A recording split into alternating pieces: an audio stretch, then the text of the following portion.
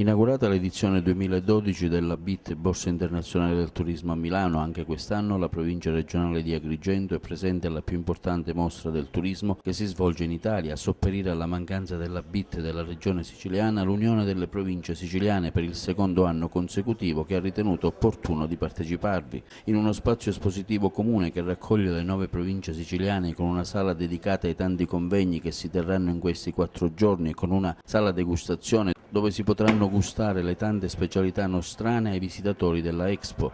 Tra gli appuntamenti organizzati dalla provincia regionale di Agrigento, una degustazione di prodotti tipici della comunità montana e delle zone del Belice, che incontreranno anche gli operatori del settore per pubblicizzare le bellezze della zona montana.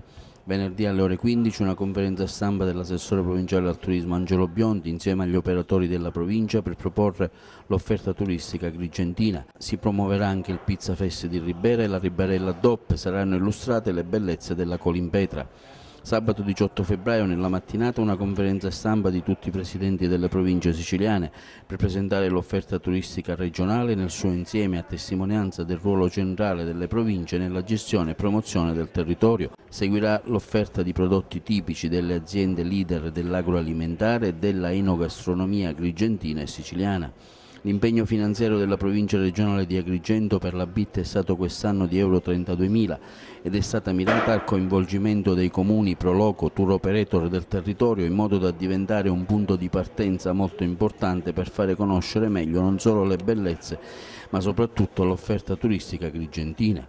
Già tanti gli operatori presenti al nostro stand dei vari comuni della provincia, una delegazione di consiglieri provinciali, dirigenti dell'ufficio turismo provinciale che hanno iniziato la loro attività di comunicazione che arriva da parte dei visitatori della BIT.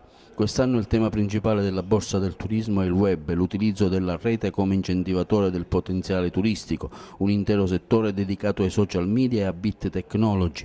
Anche quest'anno si prospetta una vacanza breve ma più frequente, fatto che rispecchia lo stato attuale di crisi in cui versano le famiglie italiane. Tra i paesi nuentri alla BIT le isole Cayman, confermata la forte presenza internazionale alla Borsa del Turismo con 2 padiglioni a loro dedicati, uno per il Tourism Collection e ben 4 all'Italia.